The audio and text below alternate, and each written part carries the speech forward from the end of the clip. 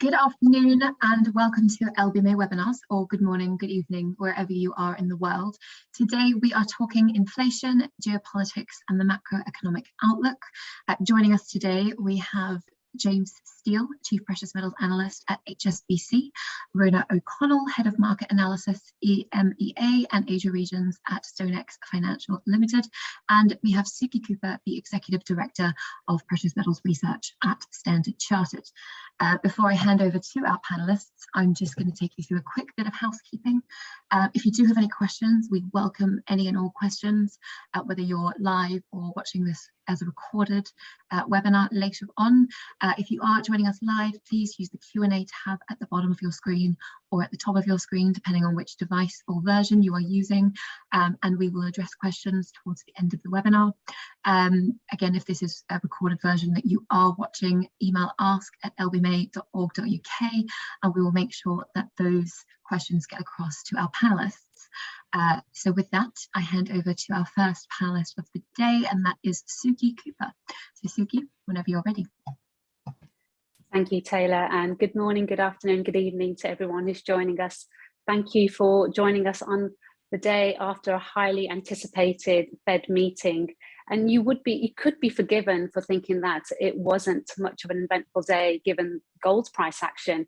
We saw a trading range of just over $30, and that isn't too different from the trading range that we've seen over the past year or even the year to date, which has just been over around about $25. So the gold price reaction hasn't been substantial, but across the other market, we can see huge moves, whether it was the dollar or real yields or certainly equity markets. So if we look at the macro environment now compared to where we were at the start of the year, some themes are still quite consistent. But what we want to do in today's session is just to really talk about how factors have changed from the start of the year and what our outlook now looks like for the remainder of the year. And one of those big changes has really come about from the speed and from the depth of the policy changes that we've seen across central banks around the world. So with the Fed yesterday, we really got to see how quickly the Fed can react. And we saw that as expected as of yesterday, a 75 basis point rate hike, taking the Fed funds upper bound rate to 1.75%. The revised dot plot, which is the summary of the FOMC members' expectations, their outlook, showed that they expected interest rates to be around about 3.5% by the end of this year, and at 3.75%, around 4% at the end of next year, before falling in 2024. So the rate hikes are expected to be front-loaded compared to what was expected at the start of the year, and certainly not a slower or gradual tightening as was seen previously.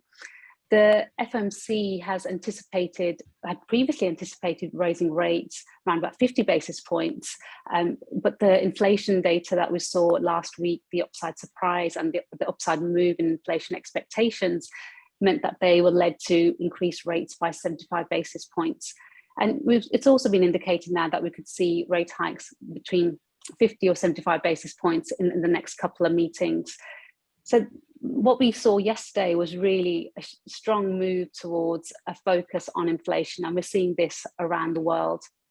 And in fact, Powell said himself, Chairman Powell said that the worst mistake would be to fail on inflation and failing to get inflation back on target. So it's an absolute priority to get the economy to work, to get the labour market to work. And in fact, they're not really highlighting the risks around softening in economic activity, and was quite bullish on consumer spending. But the economic outlook was also interesting in that Chair Powell dismissed any concerns around policy tightening impacting or raising the risks of recession. So the Fed's view is not unique. It's not a risk that we're seeing just in the US. We've seen very similar language coming out from Europe, where the focus has very much shifted to concerns around inflation. And there's a broader move across many central banks looking to raise rates at a much more rapid pace for this year. But if we step back to January, we can see that certainly on a global basis, our economic outlook was one where we were expecting looser monetary policy to come to an end. We were expecting fiscal stimulus to come to an end. but we weren't necessarily expecting monetary policy to rise at the sort of pace that we've seen for the year to date. In fact, in our webinar at the start of the year, we were talking about quantitative tightening, we're talking about tapering, and the market was expecting the Fed to first increase its rates by 25 basis points in May, yet here we are at 1.75% in June already. So in terms of the global outlook, we were expecting economic growth around about 4.4% for this year, come slower from the rapid growth that we'd seen in 2021, which was the rebound year following COVID lockdown measures being lifted at 5.9%. But now we're forecasting global growth to be closer to 3.1%, and that has some downside risk as well, given the comments that we've seen from Chair Powell yesterday. And this outlook really has been driven by lower expectations from growth across the US, but largely from emerging Europe. But the one country where we're seeing not a focus on inflation and where the policy is slightly different is China. Here, the language is very much focused on growth. And although our GDP forecast for China has been revised down as well, we're expecting just over 5% at the start of the year, and now we're looking at 4.1%. We do think that the measures that were implemented around the lockdown concerns and the COVID zero policy has really had a twofold effect. Firstly, it's exacerbated some of the inflation concerns that the rest of the world are tackling as well, but also it's resulted in challenges around the focus on the policy in China being around growth.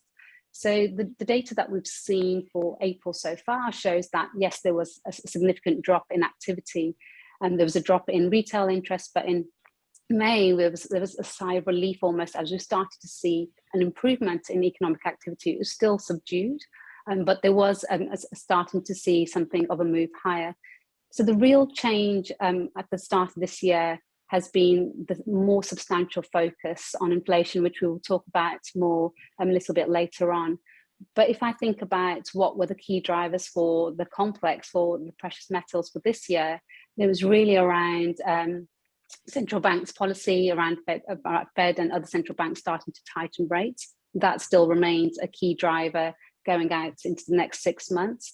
It was around supply chain challenges, but at the start of the year, we were expecting some of these supply chain challenges to start to ease as we got to the middle of the year. And now those expectations have been pushed out to perhaps the end of this year rather than anytime soon. And then also around inflation, like would inflation, would it be transitory? Even though the Fed had dropped that language towards the end of last year, in November last year, would inflation be controlled? Would it be contained? So those three themes are still, I'd say, crucial for the next 6 months. But the one dynamic that hadn't really been factored in our outlook was really around geopolitical risk. And Russia's invasion of Ukraine has really changed the dynamic for the complex as a whole, and it has resulted in different risks materializing. But I would hasten to add that at the start of the year, the focus was very much on supply losses and where we could see some of the constraints materializing in terms of production. But now the market focus has very much shifted on to demand losses instead. And in fact, we've seen that same theme from the start of the year around inflation being exacerbated by the risks created by the 2022 challenges that we faced on top of the 2021 challenges that we expected to ease around part shortages or bottlenecks around various supply chains. So in terms of the macro outlook now, we are still expecting the dollar to weaken towards the end of this year. We had expected the dollar to start to show signs of weakening already, but those expectations have now been pushed out as well, because it's not just the Fed that is tightening rates. We do expect there to be bouts of yield curve inversion through the remainder of the year as well. And volatility is a theme that's expected to remain, whether it's across the precious metals complex or whether it's across the broader outlook as a whole. There's so much uncertainty, and Jim had flagged this in our last conference call, where we talked about the number of risks have just risen generally. So I think the main takeaway for precious metals from yesterday's meeting has been that market expectations can realign very, very quickly, and that we can start to see more risks to the upside and downside. So in terms of the gold market, yes, that price action has been quite limited when we compare it to other markets, to the equity markets, or to the dollar move. But it is at the mercy of two very different dynamics. On the one hand, markets are very concerned that inflation could remain elevated for a long period of time. But on the other hand, markets are concerned that we'll see much faster rate hikes. So gold has just been caught in the middle. So while we haven't seen a substantial realignment in price expectations for gold just yet, we do expect that volatile price action to remain. I'll pause there, and we will now dive a little bit deeper into one of those surprise dynamics that we hadn't factored into our outlook at the start of the year. I'll hand over to you, Rhona. Thank you, Suki. Thank you for that, making that a nice seamless transition from the economics to my section today, which is geopolitics.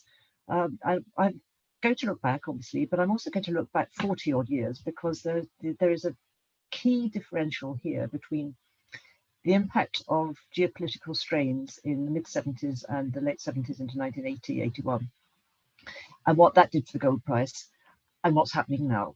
And for the 70s and 79, 80, obviously I'm talking about the oil shocks, and these were essentially, they were a geopolitical factor, which took gold well out of its original early post-Bretton Woods range between sort of $35 and $150 up towards 300 in 73-4, and then of course we had that massive run up to 850 in which culminated on the 20th of January 1980, and which in real terms, if you use the US CPI deflator, has yet to be exceeded by gold prices in today's markets. The big difference, of course, between then and now is Paul Volcker and what he did with fiscal and monetary policy to keep inflation under control, and the use of interest rates and quantitative easing, tightening obviously came in at a later stage after different events such as the global financial crisis, for example. But I'll leave inflation largely to one side because Jim will be talking about that.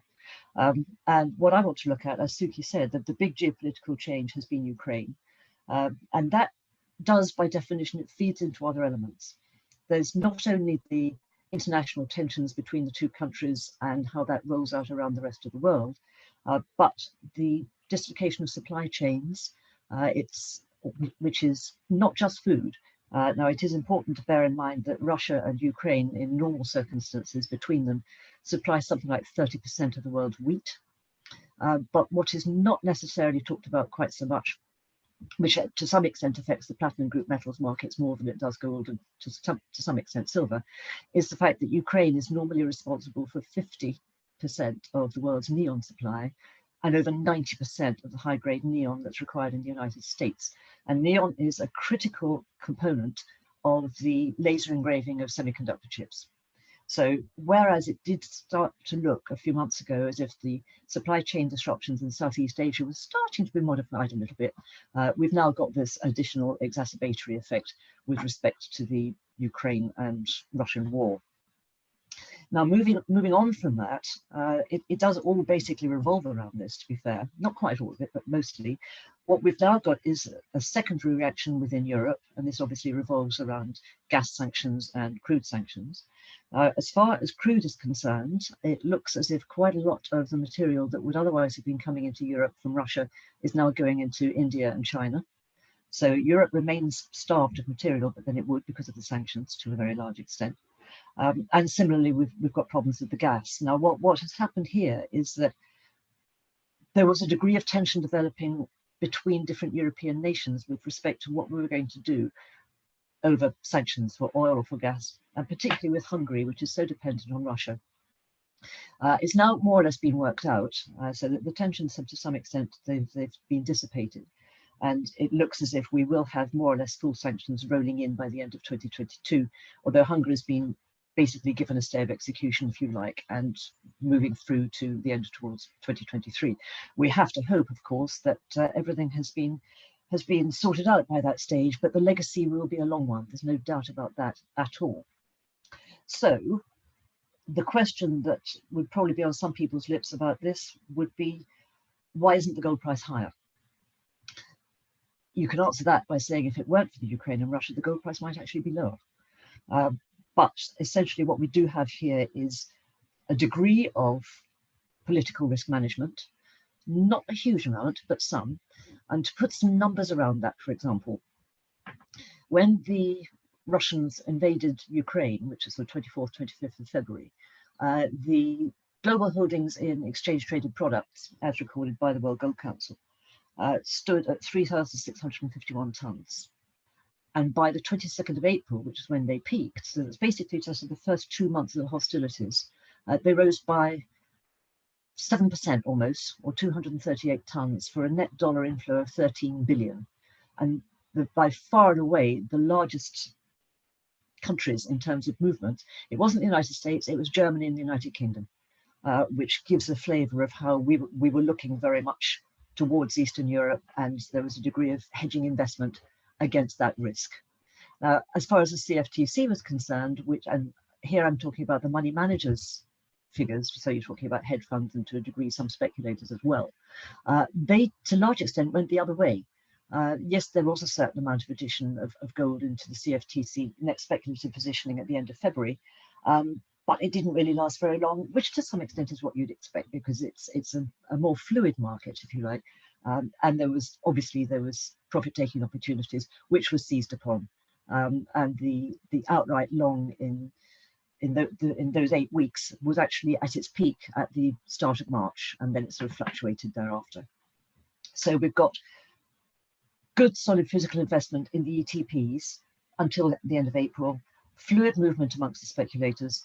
But what is interesting here is that the fact that the gold price didn't actually do a huge amount, well, it did, it rallied by 9% over the course of the first 10 days or so, but didn't get any further. That's generated a degree of profit taking, maybe a little bit of stale bull liquidation. And the sentiment that seems to be rolling around the market is that if it can't perform in this environment, then when is it going to perform? And why is it not performing? And the answer, as I'm sure Jim will come on to, lies very largely, and as Suki has so beautifully explained already in the economic backdrop, it lies with interest rates.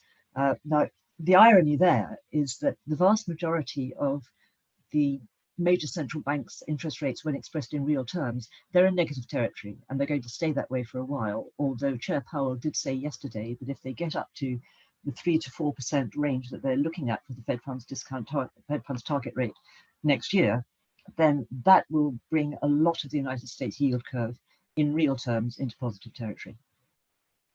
So on that basis, as Suki said, gold's being pulled in all sorts of different directions from the economic side. So it is by geopolitics, because geopolitics is pretty tense at the moment, obviously, but it's not giving the boost that people might have expected.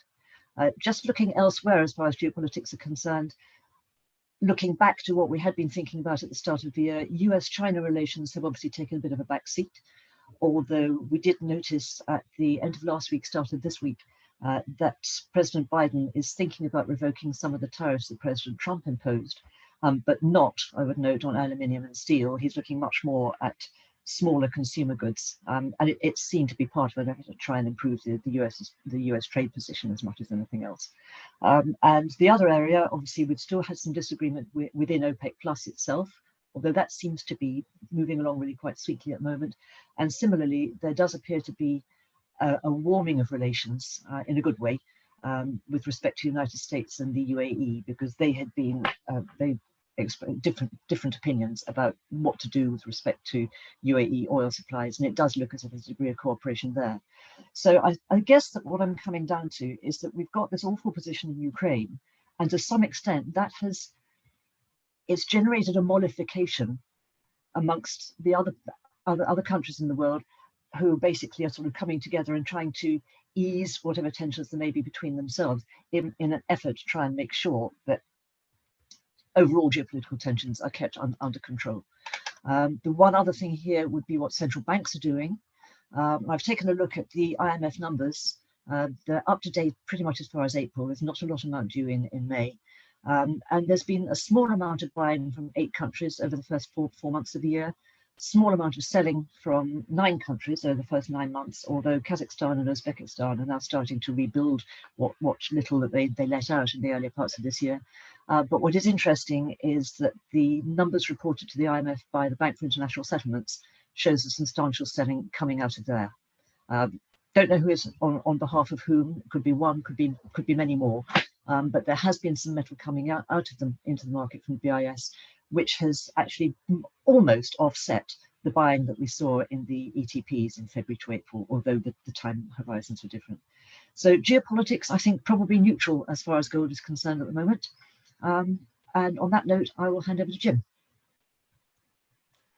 Well, thank you very much, Rhona, and thank you also to Suki for earlier outlining things extremely well and giving us a very balanced view on the macroeconomic issues, and Rhona for showing and highlighting how geopolitics is feeding into the gold market and how it can change over time.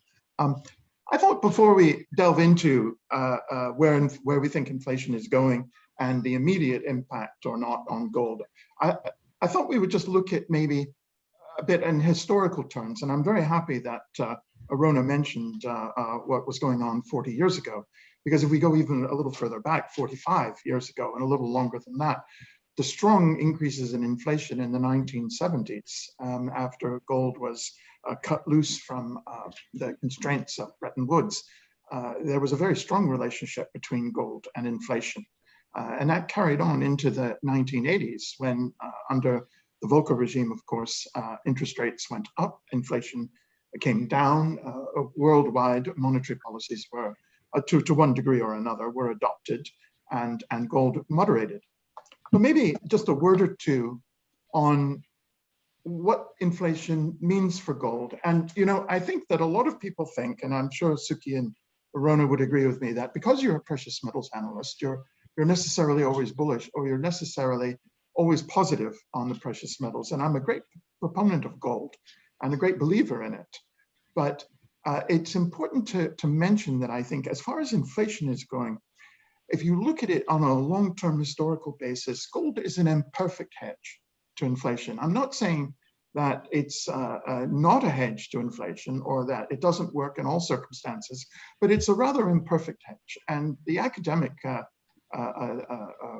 work will show that it very much depends on where in the inflation cycle you buy gold. One of the reasons that it might be seen as an imperfect inflation hedge is that it is volatile, and that's no doubt. It is, however, a hard asset, and that certainly would argue that it's a good inflation hedge. It does appear, if you look at it historically, that it may be a better hedge for unexpected inflation rises than inflation rises that are generally expected or forecast. And over the very long term, it's a reasonably good hedge. But of course, the long term can be very long in these circumstances. But that doesn't mean, and this is a really important point, that doesn't, just because some of the academic work points to gold being an imperfect inflation hedge, that doesn't mean that some investors still won't buy it because inflation is going up or because they think it's going up. And I think we see this a little bit more forcefully in the retail market than we do in the institutional market. We have a very strong, we've seen robust coin and small bar demand all this year.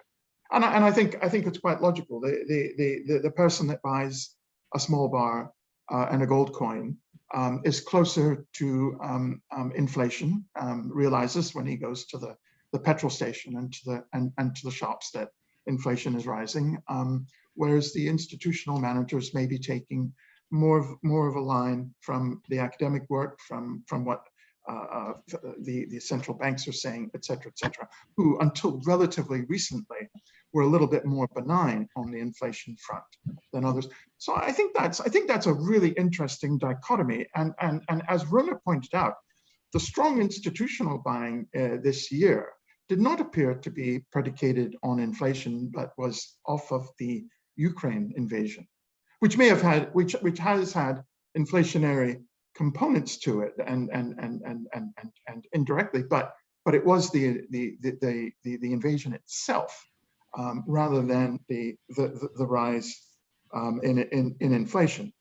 Now, where I do think, and it ties in again with geopolitics, where we may see some real good support for gold via the inflation argument is through the social discontent and the geopolitical risks that arise from escalating food and energy prices. And I think that's more likely to motivate gold than other components of inflation. We certainly see this in countries where, we have seen this historically in countries where that spend a higher proportion of their income on energy and food.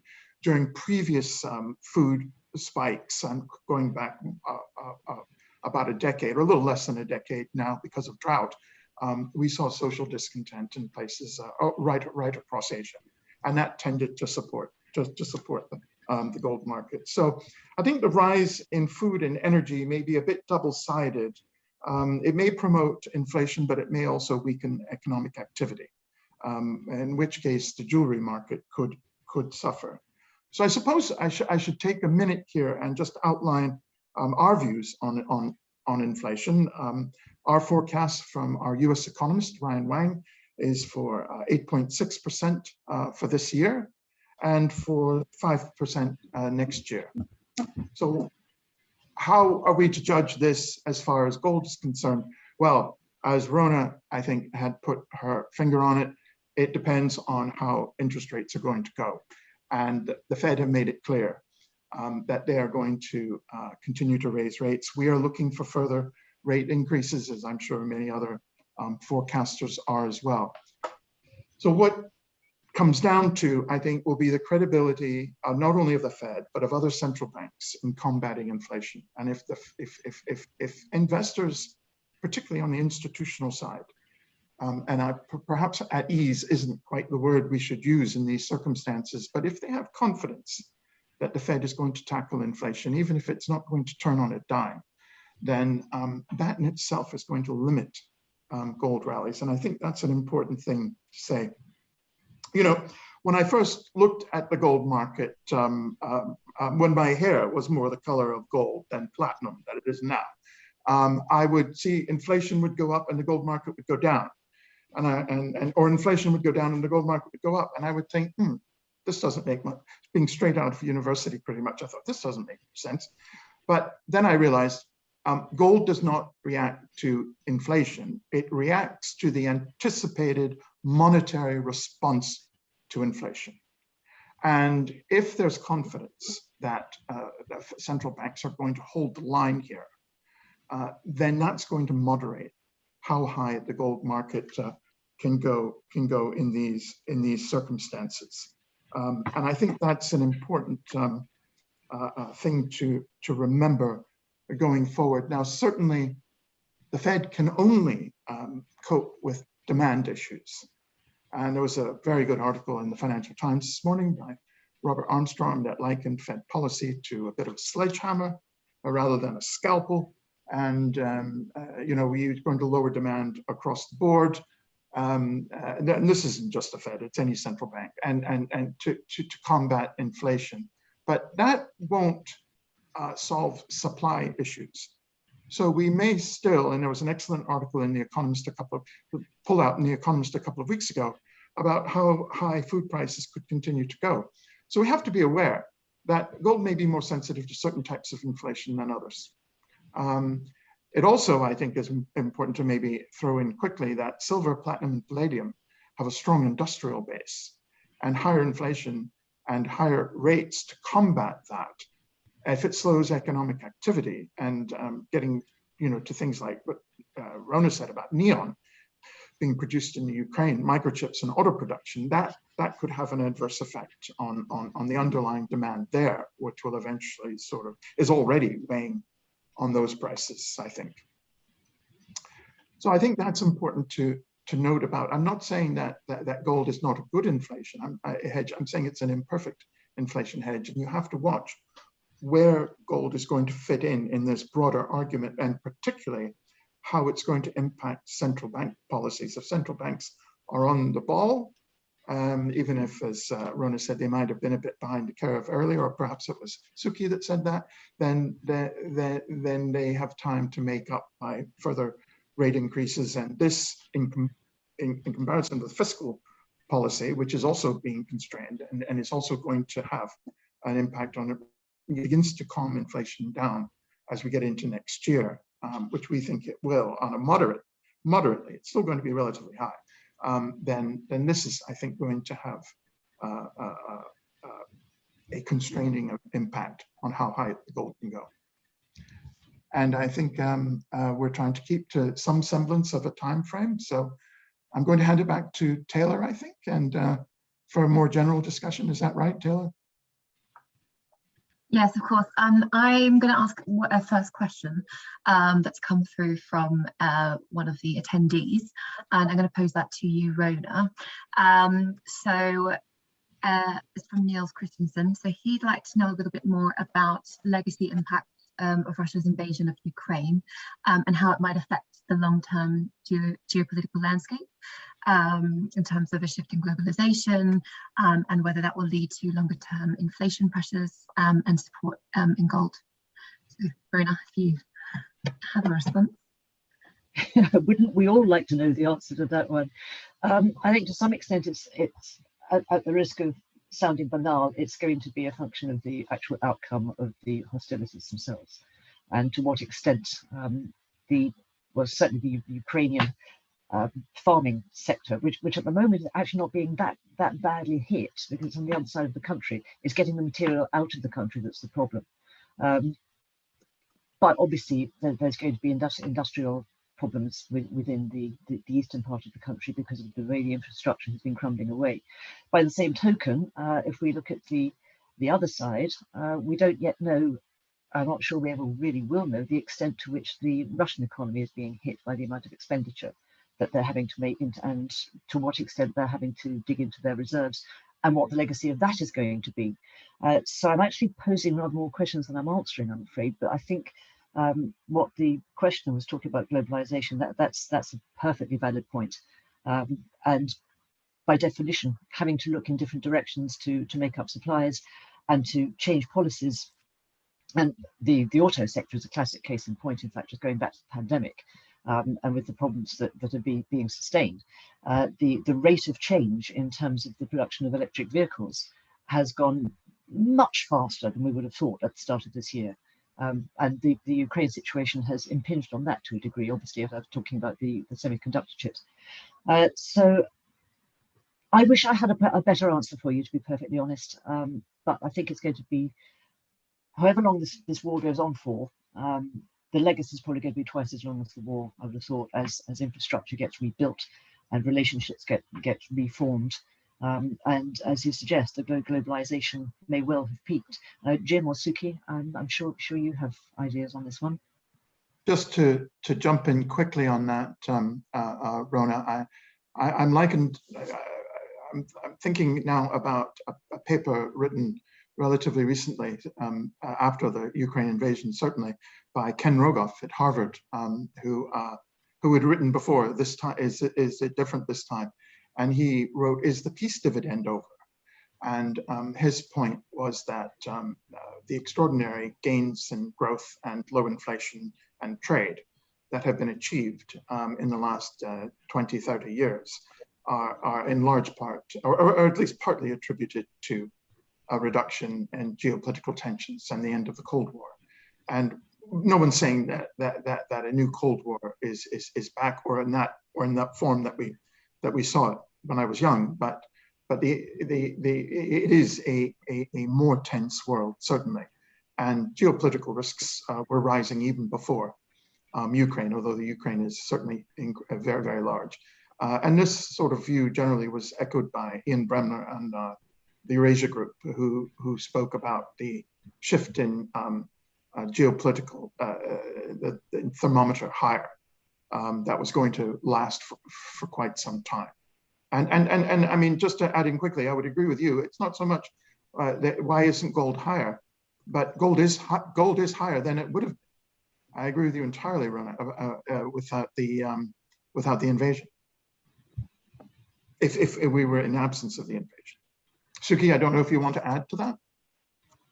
I would echo your thoughts as well, both Rhona and Jim. But I think the big change has come not just in the geopolitical risk, but also the fact that supply chain issues have been exacerbated, as Rhona's discussed, but that inflation is now expected to be elevated for a much prolonged period of time. And then the knock-on effect that's had on growth scenarios. We have an economic model that calculates the risk of recession. And we think the primary driver that has increased the risk of recession has been inflation. So if we go back to the start of the year, the risk of recession in the US was around about 5%, but now because of inflation being as elevated as it is, the risk of recession in the next 6 months has risen to above 30%. And similarly for in the next 12 months, it's risen above 35% as well. But after the data that we've seen over the past month, perhaps that risk has risen even further. So I think for gold, as you say, Jim, if we're looking at it in relative to other drivers, whether it's the dollar or real yields, we do think prices would be significantly lower. And given that this is the largest rate increase that we've seen since the 1980s, gold has been remarkably resilient in light of the rate increases. Back in the 1980s, on an annualized basis, we saw gold prices falling by over 20%. And now if we think about where gold prices are trading relative to the start of the year, it's pretty much unchanged, or relative to when the Fed first hiked back in March, they're only down around about 3%. So I think the knock-on effects of the invasion has been in terms of our inflation outlook and also in terms of the economic outlook, and that will have a longer lasting impact, whether we'll start to see the cost of goods starting to rise because we'll see a decline in globalization, certainly could be a longer term impact as well. Taylor, do we have any other questions? We do. We have one from Barclays. I'm hoping I'm pronouncing the name correctly. He's written, gold has been less reactionary to real rates within the last week. From an asset diversification point of view, how do you see the chance of a regime shift, gold not trading in tandem with, real rates? I'll leave that with you, Suki. Thank you. I remember one of the themes that we had talked about at the start of the year was gold's drivers, and how we had talked about the dollar being the primary driver for the gold market for much of 2020, 2021. And then starting this year, we were starting to see the relationship between gold and real yields being re-established and becoming a primary driver again. And that has been derailed. But what I would flag about gold is that it is nimble and it can be fickle as well. And its primary driver does change. It's on a long-term basis. It does revert back to tracking real yields most closely. But we certainly have periods where either the dollar is the key driver, or what we've seen over the past few months is that oil prices have been the main driver, or the heightened uncertainty around geopolitical risk has been a key driver. So I think with the gold market, this is one of the factors that means that it doesn't always trade in tandem to just one asset class or just one factor. The fact that it does look to, and what makes it a hedge as well, is that it does take into account a number of the economic changes or the number of macro drivers that are out there. So I think we will see gold reverting to tracking real yields over as the year unfolds. But in the near term, I'd expect gold to continue to be pulled and pushed in those two different dynamics, and perhaps being caught within a range over the next few weeks before we start to see prices trending lower and catching up with real yields. I'll hand over to Jim if you have, or any other comments that you wanted to add. Oh, well, broadly speaking, certainly agree with you on that. You've got to watch out how the yields impact the dollar. As you just alluded to, our view is the dollar will remain relatively firm, and that this is going to be a negative for the gold market, as it has been for quite some time now. We're positive on the dollar, both for an interest rate differential and a growth differential as well. Now, you're absolutely right about things changing the dynamic for gold and what it picks. There's the same 7 or 10 factors determine the gold price, but the weighting of those factors is always in flux. And the job of the analyst really is to identify which of those factors have the greatest bearing. And geopolitics was elevated. I think the real yields relationship, as you say, has taken a bit of a hit, but over time, it seems to be positive. And if what we had mentioned earlier about the possibility of real yields then being positive in next year, or slightly positive, would be a constraining factor on the gold price. Also, Rhona, I don't know if you have something to add there. Yeah, just one other slightly different angle. It's more of a shorter term view than the longer term. But when the equity markets are under pressure, quite often you'll find that gold will come out into the market, because if market capitalization of a whole index or a slew of indices is coming away, then in order to maintain a balance, some gold will come back out into the market so that asset managers are not overweight.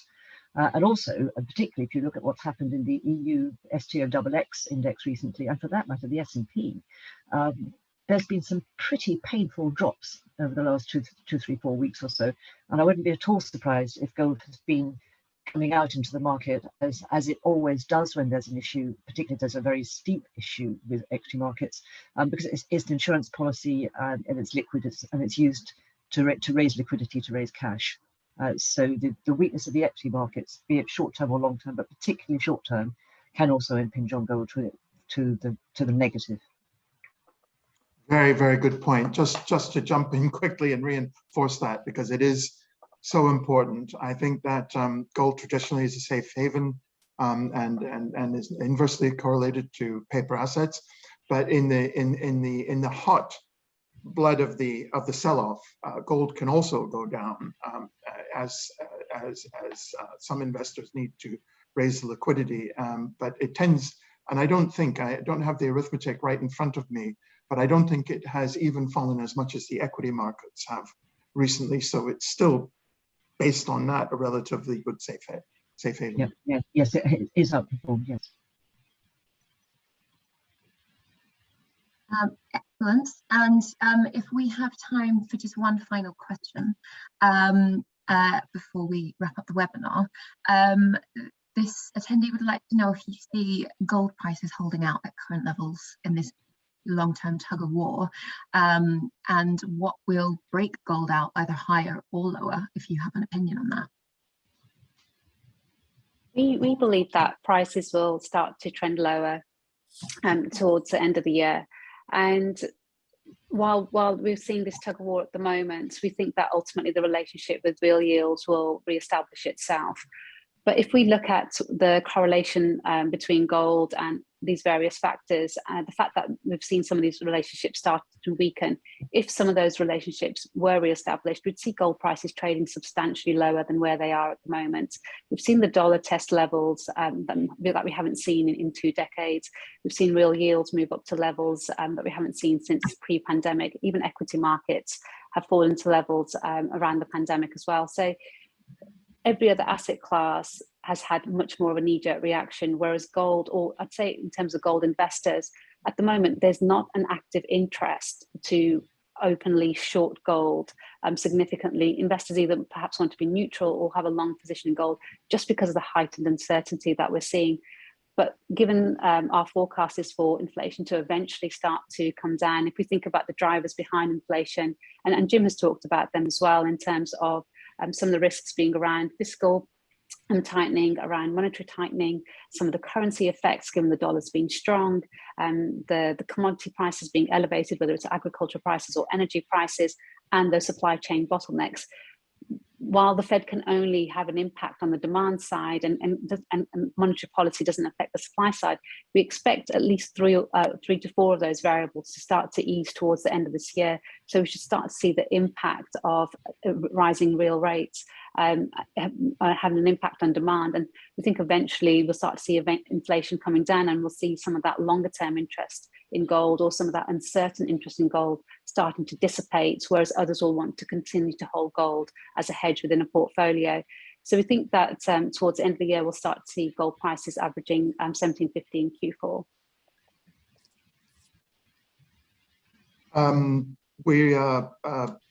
Shall I go now, Rhona, or do? Yes, go for it. Yeah, okay.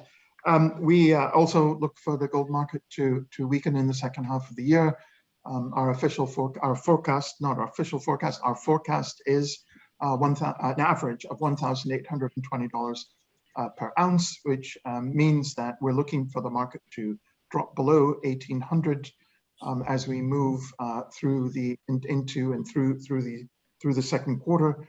And we're predicating that on very similar things that Suki has outlined, continued Fed tightening and a relatively, and a firm dollar are going to be two weights that historically gold will have a very difficult time surmounting. And I think also we will still see a certain level of purchases as a safe haven or as a portfolio diversification. That's not discounting that value for gold, but it looks as if the monetary and fiscal climate is going to weigh against gold quite significantly, particularly if, as we expect, the dollar remains relatively firm. Now, we're not looking for an outright sell-off, as you can tell by our average, and that is because the geopolitical component is going to be elevated compared to the previous 10 years, and that is good for a considerable level that the market will be in. Also, if we get a drop in prices below 1800, we may get some form of a recovery in demand, a physical demand. I'm talking about in places like India and China, which have been, if you look at the import numbers, have been quite weak. So down average of 1820, which would imply that the market will be lower, and for the continued Fed increases to weigh on prices into 2023. At the start of this year, I was expecting gold to peak in around about late Q3 or at some point in Q4. It may already have done so. It's hard to see it getting back towards the 2000 level. But I'm not quite as bearish as Suki and Jim, because there are a couple of things which I think might play to the upside, and they're supportive rather than bullish. So I'm sort of covering my position there, if you like. One is that the Chinese retail market is virtually non-existent at the moment. Obviously, they've had all these problems with COVID, and they're still working their way through on the zero tolerance basis. India is also very slow again at the moment, not least because the monsoon season has started, and quite a lot of Southeast Asia has been prepared to sell back. They're also prepared to nibble at it a little bit when prices come down, and Jim pinpointed 1800, and that would certainly seem to be borne out by the evidence of the past few weeks or so. But the physical market in and of itself is very rarely a strong enough element to drive prices higher. What it can do is cushion falls. So that's the supportive element that I'm thinking of. But there's one other sort of outlier here which could come into play. As a very interesting study from the World Bank last week with its global macroeconomic trends. And the editor was suggesting there that if interest rates in the developed nations spiral higher, then the lack of fiscal space in some of the other more developing nations could send them to the brink. Which makes me wonder, maybe I'm being a little bit too over ambitious here, but it makes me wonder whether some of the central bank buying that we've been seeing, as I said, it wasn't much of it in the first few months of this year, might actually be extended. We might start to see some central banks taking gold in just in case. And it puts me in mind of the Vietnamese problem, South Korean problem, when the East Asian crisis blew up in the late 1990s. And the central bank managed to mobilize just over 300 tons of gold that was held by the domestic populace. And they managed to sell it into the market because the yuan was not acceptable in international markets and they were so close to default. But they managed to get the gold out, they raised the dollars, and they avoided default. So in the short term, the risk that accrues to the emerging market and developing economies could be mildly bullish for gold. But if there is a crisis at any stage, that's when it becomes bearish again, because it would do its usual work as an insurance policy.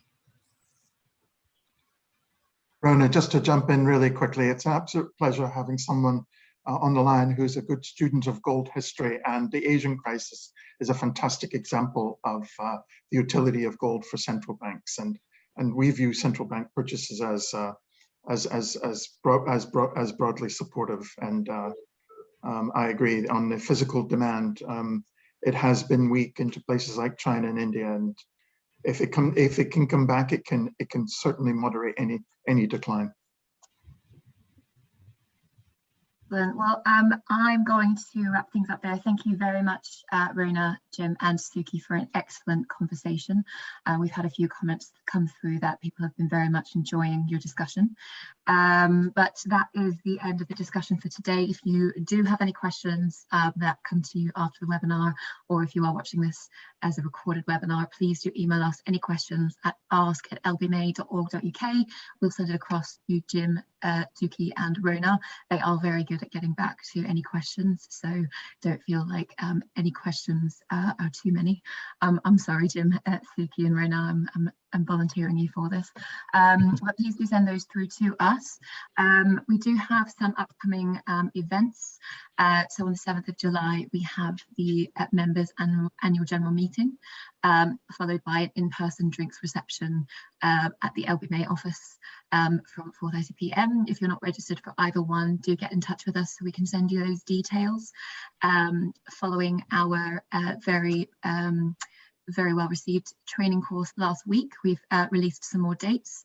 So we have an introduction to Local London on the 26th and 27th of September, running from 7 to 10 a.m. BST to accommodate various people in different time zones. We also have an in-person course on Thursday the 29th. So if you do want to attend in person, that will take place at the LBMA offices as well. So you can check out our new office, which looks absolutely beautiful. So a big round of applause for everyone that put in all the effort on that. But you can again see that if you're a member and attending our networking reception on the 7th of July. In October, we have our Global Precious Metals Conference with LPPM. So if you haven't already seen, we do have 2 confirmed keynotes, which are Belinda Elington from Citi Group and also Isabella Kaminska, apologies, from the Blind Spot. So if you do want more information about the conference, accommodation, travel, etc., again, get in touch with us and we can give you all the information you need to know. We do have Suki and Jim doing a wrap-up at the conference, and ideally, if I can convince them to a wrap-up webinar following that, as we want to do from the past. And then following that in November, we do have, again, an introduction to Local London and how to use Local London at the UK times from 9 a.m. to 5 p.m. BST. So that's it for today. Again, a big thank you to our panelists and to our attendees for joining us. It's been a pleasure, and we look forward to seeing you on the next one. So with that, thank you and goodbye.